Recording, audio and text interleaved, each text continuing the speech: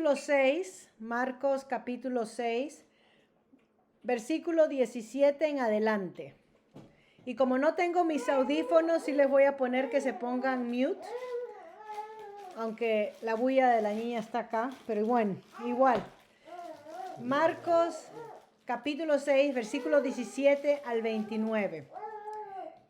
Continuamos con la lección 17. Lección 17, la semana pasada que nos reunimos estuvimos viendo que aquellos que son seguidores de Jesús van a ser rechazados, aislados, ¿no?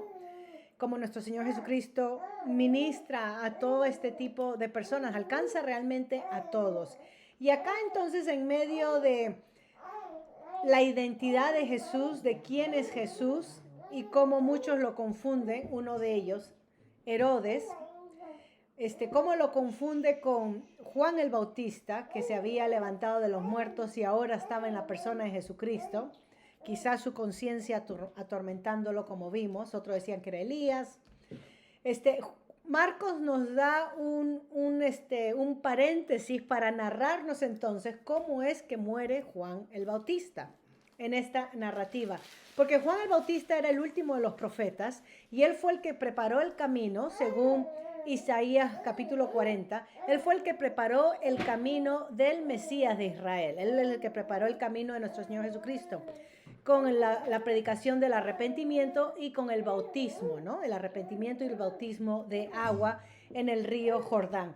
Nos dice así entonces el paréntesis que Marcos quiere que entendamos sobre lo que sucede con este heraldo, con este profeta, personaje que preparó el camino del Mesías. ¿Qué sucede con él? Y el contexto, obviamente, estamos hablando de cualquier tipo de embajador o heraldo que prepara el camino para un rey, es recibido como un gran dignatario, ¿no? Es agasajado, se le celebra. Y lo que sucede con Juan el Bautista es totalmente opuesto, porque acá Juan el Bautista es recibido por Dios porque experimenta la muerte y el rechazo. Y veamos el por qué. Dice así, Marcos 6, versículo 17 en adelante. Porque el mismo Herodes había enviado y prendido a Juan y le había encadenado en la cárcel por causa de Herodías, mujer de Felipe su hermano, pues la había tomado por mujer. Porque Juan decía a Herodes, no te es lícito tener la mujer de tu hermano. Pero Herodías le acechaba y deseaba matarle, y no podía, porque Herodes temía a Juan, sabiendo que era varón justo y santo, y le guardaba a salvo, y oyéndole se quedaba muy perplejo, pero le escuchaba de buena gana. Pero venido un día oportuno en que Herodes, en la fiesta de su cumpleaños, daba una cena a sus príncipes y tribunos y a los principales de Galilea. Entrando la hija de Herodías, danzó y agradó a Herodes y a los que estaban con él a la mesa. Y el rey dijo a la muchacha, pídeme lo que quieras y yo te lo daré. Te lo juro, todo lo que me pidas te daré hasta la mitad de mi reino. Saliendo ella dijo a su madre, ¿qué pediré? Y ella le dijo, la cabeza de Juan el Bautista. Entonces ella entró prontamente al rey y pidiendo, diciendo, quiero que ahora mismo me des en un plato la cabeza de Juan el Bautista. Y el rey se entristeció mucho, pero a causa del juramento y de los que estaban con él a la mesa, no quiso desecharla. Y enseguida el rey, enviando a uno de la guardia, mandó que fuese traída la cabeza de Juan. El guarda fue, le decapitó en la cárcel y trajo su cabeza en un plato. Y la dio a la muchacha y a la muchacha la dio a su madre. Cuando oyeron esto, sus discípulos vinieron y tomaron su cuerpo y lo pusieron en un sepulcro. Estamos estudiando Marcos capítulo 6. Buenas noches.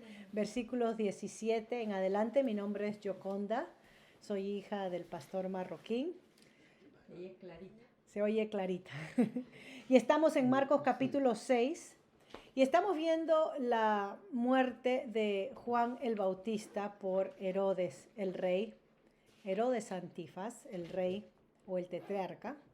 Juan Marcos, o Marcos en este caso, usa la palabra rey en mofa, en sarcasmo, porque el César nunca le dio el título de rey, era encargado de una tercera parte del imperio, no era un rey. Entonces, ¿qué es lo que Marcos nos está acá hablando en el contexto de Jesús el Mesías, que viene a cumplir la misión de Dios? Para traer al pueblo al arrepentimiento, para poder restaurar la casa de Israel, primeramente con sus pecados, para poder que el pueblo de Israel regrese a Dios, ¿no? Hemos visto que la misión del Mesías era una misión de rescate, de traerlos de regreso, y no nos enteramos hasta el final de la historia que la manera como los iba a restaurar era a través de su muerte vicaria, y ya no era un cordero que era sacrificado como ellos sacrificaban cada Pascua o cada tiempo en donde celebraban el día de la expiación una vez al año, pero ahora era una persona que era sacrificada a su favor. Todo esto del sacrificio del Mesías, de la vida del Mesías, había indicios en el Antiguo Testamento que apuntaba a esto, ¿no? Tenemos desde Génesis, tenemos cuando Dios sacrifica al primer cordero para vestir a Adán y Eva después de haber comido del fruto prohibido. Ellos se vistieron con hojas y Dios sacrificó un cordero y los viste con cuero, ¿no? El cordero, y de ahí los manda, los envía fuera del Edén.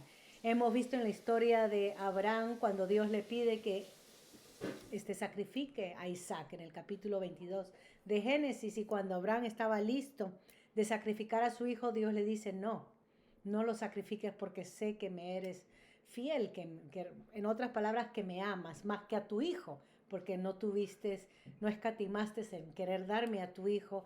Nuevamente el relato dándonos resemblanzas de el plan de Dios, que iba a haber una muerte, iba a haber un sacrificio que tenía que ver con cordero y persona, Isaac, pero no iba a ser Isaac. Y después vemos también en la historia de Moisés, cuando Dios lo llama a que hable a la piedra para que vierta el agua, para que alimente al pueblo, no alimente, pero les dé de beber al pueblo. Dios le dice a Moisés, yo me voy a parar frente a ti y vas a tú hablarle a la roca. Y el lenguaje que se usa es interesante, porque es Dios viniendo a juicio ante Moisés, como Dios es el juez sobre todo, cómo usa el lenguaje que él se va a venir debajo de Moisés y que Moisés va a hablar a esta roca para que la roca provea una fuente de vida. Entonces acá tenemos una imagen donde Dios se humilla y se hace en un sentido a la merced del hombre, aunque no, y agua de la roca, y entonces Dios va dando semblanzas a través de todo el Antiguo Testamento. Isaías, cuando habla del siervo sufriente que vendrá y tomará el pecado de su pueblo y sufrirá y será rechazado por el pueblo, y vamos armando o creando un cuadro en pintura. Y acá los evangelistas, en particular Marcos, nos está diciendo, es Jesús, y déjame presentártelo. Entonces nos presenta el ministerio de nuestro Señor Jesucristo, y ahora acá en conjunto con el ministerio de Juan el Bautista, que era el heraldo que preparó su camino del Mesías, vemos que en vez de ser recibidos por los dignatarios, un embajador es recibido, ¿no? Cuando un emisario llega en representación de un rey, uno no lo echa preso, uno le da las mejores comidas, los mejores hoteles, la carpeta roja, porque viene en representación del rey, y Juan lo que experimenta es la cárcel y la muerte. Y acá entonces Marcos nos dice el por qué. Y nos dice Marcos que había un drama familiar en el imperio, o en este caso en la familia real judía. ¿Okay? El supuesto rey de los judíos, que en este caso era Herodes, era considerado rey de los judíos, había tomado a la mujer de su hermano, le había robado a la mujer de su hermano, o sea que estaba cometiendo adulterio. Su hermano también estaba encargado de otra parte del imperio, era otro tetrarca, Felipe. No figura tanto en la Biblia, es más Herodes Antipas, y de ahí el padre, Herodes el Grande, el que da la matanza a los niños en Belén cuando se entera que nació el Mesías. Entonces, como Juan le habla y le dice, no te es lícito, lo que estás haciendo es mal. Y acá tenemos algo interesante porque he escuchado mucho que no debemos mezclar la política con la religión porque son dos temas candentes que muchas veces la gente se pelea. Interesantemente, cuando hablamos de fe y de creencia, la fe bíblica supersede a la política, de tal manera que puede hablar en contra de la política. Es más, esta sería una voz profética de parte de Dios cuando estamos hablando fe bíblica, no cualquiera. Cuando hablamos de parte de la palabra de Dios, el profeta, en este caso Juan, tiene autoridad para corregir a uno que pretende dirigir al pueblo de Dios y lo está haciendo mal, inmoralmente mal, en adulterio. Y es por eso que le dice que no te ¿cómo has hecho esto? No se te es permitido. Ahora, la mujer, Herodías, le tenía, pero lo tenía Juan marcado, ¿no? ¿Cómo lo hago callar a este? Porque obviamente no lo hacen ver bien, la farándula que dirá, el escándalo que dirá, aunque era cosa común robarse los maridos y las mujeres en el imperio, era cosa común, pero dentro del pueblo judío era contra la violación de la ley de Moisés, no cometerás adulterio, y estos estaban, los líderes, cometiendo adulterio. Entonces, ¿cómo hacemos para deshacernos de Juan? Y entonces lo pone preso. A ver si poniendo preso el mensajero se calla. Y parece que no se cayó, porque Juan aún en la cárcel daba lata. Seguía diciendo que lo que estás haciendo no es bueno. Así que Marcos nos dice que hubo un día que esta Herodías planificó. Y acá tenemos una planificación motivada por hay que deshacernos de Juan el Bautista. Y justo aprovechó el cumpleaños de su marido. Ahora, Herodías conocía a su marido, Herodes Antipas, muy bien. Sabía de qué pie confiaba, sabía sus debilidades. Y parece que este era un hombre que se le iba a los ojos fácilmente. Claro, si se robó a la mujer del marido, se puede robar a cualquier muchacha o mujer que por ahí le agrade, ¿no? Porque es de estos hombres, y más cuando tiene autoridad, que yo puedo obtener lo que quiera porque soy allá arriba. Y entonces, conociendo esta debilidad de su marido, Herodías planifica el perfecto plan. Prepara a la hija, que viene a ser como la sobrina, porque si es hija del hermano, con ella sería la sobrina carnal de Herodes, para que baile de una manera sensual, erótica, provocativa, y entonces haga caer al tío padrastro, ¿no? Qué novela, en poder pedirle lo que quiera. Y acá iba a ser la oportunidad para pedir la cabeza de este profeta que nos tiene ya con no es lícito, no es lícito. Y eso es lo que nos narra Marcos en una manera exacta, porque nos habla de emociones. No solamente nos está diciendo hubo una vez un evento, ella le danzó y él le ofreció esto y se acabó. Pero miren lo que Marcos, porque acá nos narra emociones. ¿Ok? Dice, Herodías le acechaba y deseaba matarle y no podía. ¿Qué? Miren esa emoción. ¿Ok? ¿Cómo hago? Ya me tiene harta. Porque Herodes temía a Juan, otra emoción. Herodes se sentía entre la espada y la pared, ¿no? Yo acá soy el que llevo los pantalones y mando, pero este es un profeta de Dios, no puedo darle muerte. Temía a Juan porque sabía que era justo y santo. Y entonces lo protegía en la cárcel de su mujer. Y oyéndole se quedaba muy perplejo, o sea que había conversatorios. Herodes mandaba a llamar a Juan y conversaban y Juan aprovechaba. Lo que estás haciendo es mal. Y seguía esto por muchos días, ¿ok? Pero el día oportuno vino. Y eso es lo que nos dice Marcos, el día oportuno para Herodías, ¿ok? Acá Herodes va a ser ahora un juguete de su mujer. Él que usó a ella como juguete, bueno, la quitó al hermano y que pensaba que era el que usaba a las mujeres como juguete, ahora la mujer lo va a usar a él como un juguete. Dice, en la fiesta de su cumpleaños había una cena y estaban todos los grandes, ¿no? Y claro, mejores vestidos, mejores comidas y bebidas. Y entonces entró Herodías, la sobrina hijastra, y danzó. No nos dice qué tipo de baile, pero un baile típico de esos tiempos. Si fueran en nuestros tiempos, nosotros diríamos danzó un perreo, danzó una bachata, algo provocativo, ¿ok? Con un atuendo que se prestaba al baile. Le danzó y dice que le agradó. Y este no es un agrado que Marcos nos dice como de un padre a una hija. No es un agrado de, ay, qué bonito baila esta muchacha. Es un agrado que lo volvió loco. En otras palabras, le excitó. ¿Okay? Y lo que nos dice, lo que él dice por ese ímpetu, y de diferentes países tienen diferentes maneras de escribir eso, dice él, pídeme lo que quieras y yo te lo daré. ¿Ok? Y le jura. Y acá Juan nos está demostrando el tipo de personaje que era Herodes. Un hombre llevado por sus pasiones, sin autocontrol, sin sentido de justicia ni de lo que es correcto. Y este era el líder supuesto, el que gobernaba al pueblo de Israel.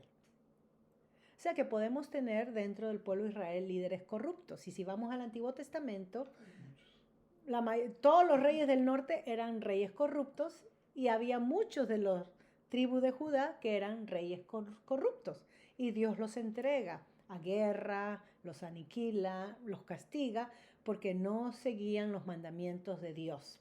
Ellos se apartaban de Dios, Dios se apartaba de ellos. ¿Okay? Y entonces nos dice que ella le pide a la madre, ahí está el complot, y era la cabeza de Juan el Bautista. Y eso es lo que pidió, ¿okay? En un plato. Imagínense que no solamente es que lo mate, lo aniquile, pero que se lo presente en un plato. ¿Qué nos dice eso de quién era Herodías como persona? Nos dice que era una mujer fría, una mujer que no solamente mándalo asesinar, pero tráeme la cabeza en un plato, ¿no? Una persona sanguinaria, muchos dirían hasta psicópata, sádica. ¿Quién manda a hacer eso? ¿No? ¿Dónde está el instinto de mujer de querer? No, qué asco, qué pena, nada de eso. Y eso es lo que sucede. Y dice que el rey se entristece. ¿Okay? Entonces, acá vemos el contraste entre Juan el Bautista, que es un rey, o un profeta, perdón, justo y santo, es como lo describe, versus Herodes, que es débil, cruel, inmoral y llevado fácilmente por sus sensualismo, ¿no? ¿Okay? Eso es lo que vemos, este contraste. También vemos a esta mujer, Herodías, el personaje de Herodías, de querer manipular la situación para callar al mensajero de Dios, al profeta de Dios, para manipular al marido usando a la hija. Es que ¿quién usa a sus hijos como carnada para el mal? Eso nos dice algo del personaje de esta mujer. El usar a su propia hija como una carnada para obtener lo que ella deseaba. Y sí, conocemos personas que usan a los hijos o a la hija para obtener, ya sea de los abuelos, del marido, manipular la situación. Para el mal, ¿no? Para el mal. No estamos hablando situaciones que embellecen, bendicen a la familia para el bien, sino para el mal. Entonces podemos sacar ahí también una reseña de quién es ella y claro, la muchacha que se dejó llevar por la madre. Termina Marcos diciendo que Herodes se entristece porque ya había jurado y los que estaban con él en la mesa, pero no quería obviamente fallar a su palabra. Así que no quería perder el prestigio, no quería perder el prestigio, el puesto que tenía, no quería quedar mal. Y esta palabra que usa Marcos, se entristeció mucho, está hablando de una angustia profunda. Que cuando le piden la cabeza de Juan el Bautista, se entristeció mucho, es una angustia profunda. Es la misma palabra que usa Marcos cuando describe a nuestro Señor Jesucristo en el huerto de Getsemaní, cuando estaba en agonía, orando al Padre para que, si es posible, pasa de mí esta copa. esa angustia en donde se rebalsa. Marcos usa la misma palabra para describir la angustia que experimentó Herodes, pero de nada le sirvió, porque al final ejecutó. Ahora, piensen ustedes, si él como rey pensaba estar por encima de la ley al tomar a la mujer de su hermano y quebrantar mandamiento número 6, ¿no? El no adulterarás, quebrantar ese mandamiento, no podría, que es de Dios, no podría él haber quebrantado su palabra, porque sabía que era incorrecto darle muerte a un hombre santo y justo como se describe acá. Pero para él su palabra valía más que el mismo mandamiento que había ya el quebrantado de Dios. Porque ha podido arrepentirse y decir, no voy a dar muerte, yo soy el rey y no voy a permitir. Te doy cualquier otra cosa menos a Juan, a él no me lo toques. Él es un hombre de Dios. De nada le valió que se angustiara, sufriera dentro, cuando al final se dejó llevar por la manipulación de su mujer y el baile de esta muchacha. Así que triste esta historia, pero Marco nos la cuenta no para alimentar el morbo nuestro, sino para decirnos cómo el profeta del Mesías termina muerto y en la cárcel, y al mismo tiempo apuntando que hacia allá va el Mesías. El Mesías va a terminar de la misma manera como este profeta, rechazado, no escuchado por su pueblo y muerto. Porque así terminan los seguidores del Mesías. Esa es la historia que uno diría, entonces, ¿para qué seguirlo? Entonces, ¿para qué amar a Jesús? Entonces, ¿para qué adorarlo si todos terminamos perseguidos, muertos o en la cárcel? Es que todavía no ha venido la resurrección. Y es por causa de la resurrección que todo lo demás vale la pena. Es por causa de la resurrección. Eso nosotros lo sabemos, Juan no lo sabía. Ya, Juan no lo sabía. Ya, Juan no lo sabía. Así que continuemos 4 versículos y de ahí vamos a tener un tiempo de compartir. Versículo 30 al 34, vemos que Marcos cambia entonces después del paréntesis que nos hace de Marcos y nos describe el carácter de estos supuestos líderes políticos que dirigían al pueblo de Israel, pero estaban totalmente perdidos, lejos de la voluntad de Dios. Marcos nos habla sobre la actitud de nuestro Señor Jesucristo en lo que sucede en el próximo episodio. Versículo 30 dice así, capítulo 6. Entonces los apóstoles se juntaron con Jesús y le contaron todo lo que habían hecho y lo que habían enseñado. Y acá Marcos nos está narrando el después de que Jesús manda a los 12 a predicar el evangelio. Esto sucedió en el capítulo anteriormente. Entonces Marcos regresa a esa historia. Él les dijo, venid vosotros aparte a un lugar desierto y descansar un poco, porque eran muchos los que iban y venían, de manera que ni aún tenían tiempo para comer, y se fueron solos en una barca a un lugar desierto. Pero muchos lo vieron ir y le reconocieron, y muchos fueron allá a pie desde las ciudades, y llegaron antes que ellos, y se juntaron a él, y salió Jesús, y vio una gran multitud, y tuvo compasión de ellos, porque eran como ovejas que no tenían pastor, y comenzó a enseñarles muchas cosas. Hasta ahí nomás vamos a quedar. Pero miren, después de que nuestro Señor Jesucristo escucha el reporte de los que habían llegado, los discípulos que fueron comisionados a predicar y a sanar y a echar fuera demonios, porque no daba abasto él como una persona en ese tiempo, los discípulos regresan y la respuesta de Jesús hacia ellos no fue, hagamos un conteo, ¿cuánto ganaste, Pedro? Andrés, ¿cuánto tú? No hace un conteo de quién ganó más gente, quién sanó más gente, quién hizo más predicación de arrepentimiento, cuántas casas se quedaron. No hay nada de eso. Nosotros sí hacemos el conteo, marketeamos para ver cuánta gente va a llegar a la iglesia. ¿Qué es lo primero que a Jesús le interesa en este venir de los discípulos de todo lo que ha sucedido, todo lo que hemos pasado? Él les dijo, Eso es como una interrupción, porque todo suena bonito, maravilloso, pero ahora necesitamos hacer algo muy importante para ustedes. Tienen que descansar. Tienen que descansar. Han trabajado, han compartido, han cumplido su comisión por el día. Ahora es tiempo de descansar. No todo es prédica, no todo es sanidad, no todo es ministrar a los enfermos. Necesitamos, porque no somos Dios, necesitamos descansar. Necesitamos apartarnos. Cuando habla de un lugar desierto, habla de un lugar fuera de la multitud, porque siempre va a haber necesidad. Cada vez que nos reunimos con gente, vamos a compartir necesidad. Entonces, no es que vamos a ser indiferentes, para yo descansar la mente, necesito salir del grupo, de la multitud, del lugar donde el Señor me ha llamado a trabajar o a ministrar.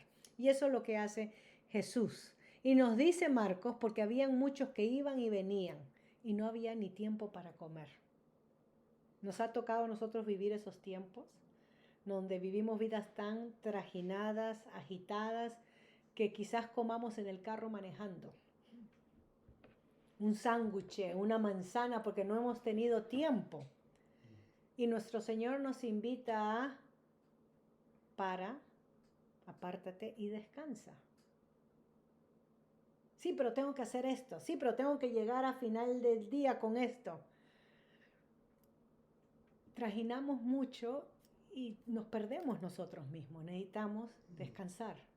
Algo tan sencillo que muchas veces perdemos por el ritmo agitado que llevamos.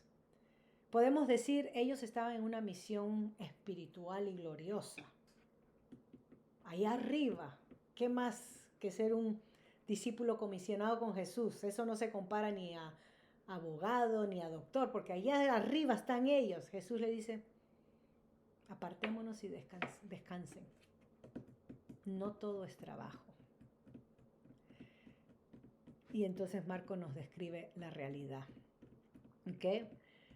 Y claro, al ver muchos que ahora los discípulos son los que sanan, echan fuera demonios, ahora quieren buscar también a ellos. No solamente a Jesús, pero ahora tenemos a Tomás, tenemos a Pedro, vamos a ellos nos van a ayudar. Pero le decía, no, tienen que ustedes salir de ahí. Al final dice que se junta una gran multitud, y que Jesús los vio como ovejas sin pastor. ¿Quiénes supuestamente tenían que ser los pastores del pueblo? Los líderes religiosos, los fariseos, los saduceos, los sacerdotes tenían que ser los pastores del pueblo. No había. Ellos estaban bien sentaditos, cómodos en sus puestos, recibiendo, sirviéndose a sí mismo, no sirviendo a Dios. ¿Quién más tenía que ser pastor del pueblo? El rey o el representante del rey, en este caso Herodes. Pero ese estaba cometiendo actos inmorales y mató al profeta. Entonces no tenían pastor. Los que aparentemente tenían que dirigirlos estaban perdidos sirviéndose a sí mismos. Nada diferente de la descripción de nuestros políticos de nuestros países, ¿no? Nada diferente. En vez de servir al pueblo, trabajar para el pueblo, se sirven a sí mismos y roban al pueblo. Entonces Jesús ve la condición y dice, aunque hay muchos líderes, no hay pastor. No hay nadie que los cuide, no hay nadie que los dirija, no tienen pastor. Y entonces Él les enseña, Él los dirige, Él los trae a Dios. Nos habla de una característica que debe ser una característica principal de los líderes, especialmente de los líderes religiosos, la compasión. Es una característica que debe de distinguir a los líderes religiosos. Jesús tuvo compasión de ellos. Hemos visto que los líderes religiosos, como actúan hacia la multitud, es no me acerco a esta mujer porque me va a contaminar, no sabré si estará en su periodo. No me acerco a este leproso porque me va a contaminar, no vaya a ser que me comparta su lepra. Entonces lo que vemos de los líderes religiosos en tiempo de Jesús es que tenían unas leyes de sanidad y limpieza tan alta que se habían vuelto indiferentes, apáticos a la necesidad de la gente. Y Dios dice, yo no di esas leyes para eso. Dios no dio la ley de sanidad en el Antiguo Testamento para que ustedes se aparten de la gente. Eso lo dio para que la gente sepa cómo debe de andar delante de Dios, cómo uno se comunica y se relaciona con Dios. Pero todos ustedes son pecadores. La compasión, ¿dónde está la compasión? En pasajes del Antiguo Testamento como en Malaquías, en los Salmos, tenemos pasajes que dice que la compasión, la justicia, la misericordia es lo que Dios busca más que sacrificio. Que la obediencia a Dios es más importante que sacrificios y rituales. Pero Dios busca la misericordia, la compasión de nosotros hacia otros. Y esto es lo que nuestro Señor Jesucristo, el verdadero Mesías, modela: compasión. Entonces, ¿qué sacamos de esto? Termino y así hablamos. Sacamos de esto es que lo que nosotros muchas veces enfatizamos en temas de éxito en el ministerio, éxito en la iglesia, contamos números, contamos cuántos ministerios hay, contamos cuán ocupados podemos estar, porque cuanto más tengamos de números, de ministerios, de ocupación, es que el Señor está bendiciendo, todo está bien. Y acá vemos que el énfasis de nuestro Señor Jesucristo no fue hacer un inventario de cuántos sanamos, cuántos se convirtieron, cuántos nos siguen. El énfasis fue de cuidar a los suyos. Descansen. La multitud les demanda, hay la presión, ya tendremos tiempo para esto. Vayamos a un lugar desierto. Se preocupa por la salud espiritual y emocional de los que dirigen. Tenemos muchos pastores sirviendo en las iglesias que sufren de ansiedad y de depresión. Nadie sabe. Porque imagínense que la gente se entere que el pastor sufre de depresión, es como, ¿dónde está su fe? No debería ser un hombre, no perfecto, pero maduro y muy espiritual, que yo pueda ir con mis problemas hacia él. Están solos, no descansan, no buscan un tiempo aparte con Dios. Hacen, dan, predican, y su vida íntima con Dios no tienen este tiempo de lugar aparte con mi Padre Celestial para descansar y recibir. No lo hay. Esto Jesús lo ve como prioridad. Esto debe ser prioridad en nuestras vidas. Así que, un principio, si vamos a servir a nuestro prójimo, ya sea en ministerio del pastor, ya sea enseñando, debo de yo preguntarme, ya sea con los niños, ¿he recibido el descanso? ¿He recibido el reposo del Señor, que ahora puedo servir con tranquilidad y calma? ¿O estoy sirviendo en un estado de angustia y de corre? ¿O porque es mi deber y tengo? ¿Cómo está mi ánimo interno? ¿Cómo está mi brújula interna emocional? Muchos lamentablemente servimos en la iglesia porque es nuestro trabajo y debemos de hacerlo, y porque, bueno, no hay nadie más que lo haga.